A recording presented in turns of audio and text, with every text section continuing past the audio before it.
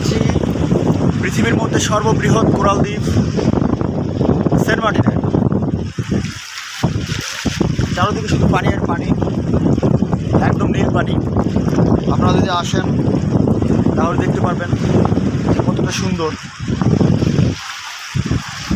ঢেউগুলো বয়ে যাচ্ছে। ওখানে দেখতে পাচ্ছেন কিছু সাম্পান রাখা আছে। সাম্পান এখানকার যে নৌকাগুলো হয় সাধারণত সামুদ্রিক যে নৌকাগুলো সমুদ্রে চলাচল করে সেগুলোকে আমরা সাম্পান বলে থাকি। এখানকার আঞ্চলিক ভাষা চট্টগ্রামের, যেটাকে বলে চাটগাইয়া ভাষা।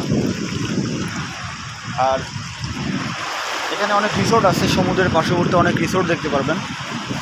এখানে থাকতে গেলে আপনাদের কিছু বেশি কষ্ট দিতে হবে, বাট আপনারা যদি চান ভিতরে থাকতে পারেন, সেখানে কিছুটা কম খরচে আপনারা থাকতে পারবেন।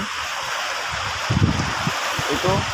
আর যদি আপনারা চান তাহলে আপনারা সাইকেল রাইডিংও করতে পারেন। এখানে বিস্তীর্ণ সমুদ্র সৈকতের মতো আছে। আর এই দিকটায় যখন আপনারা যাবেন একদম ওই মাথায় হচ্ছে ছেড়া দ্বীপ, ওই মাথা ছেড়া দ্বীপ। আপনারা চাইলে সাইকেল নিয়ে যেতে পারেন, হেঁটে যেতে পারেন, আবার যদি চান তাহলে ট্রলারে করেও যেতে পারেন। তবে আমার যেটা ভালো লেগেছে যে আপনারা যদি ট্রলারে করে যান তাহলে যে বাইরে থেকে যে ভিউটা দেখতে পারবেন আপনারা, ভালো লাগবে। আপনারা ট্রলারে বসে সমুদ্রের একটা ফিল নিতে পারবেন, প্লাস সেন্ট মার্টিন আপনারা নিজ চোখে উপভোগ করতে পারবেন। সেটা কীভাবে সেন্ট মার্টিন থেকে সেটা দিকে চলে গেছে, হেঁটে গেলেও আপনারা দেখতে পারবেন, ভালো লাগবে আপনাদের।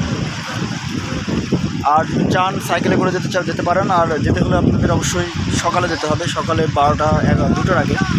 2টার আগে যদি আপনারা যান তাহলে ওখানকার যে জোয়ার ভাটার একটা বিষয় থাকে এখানে,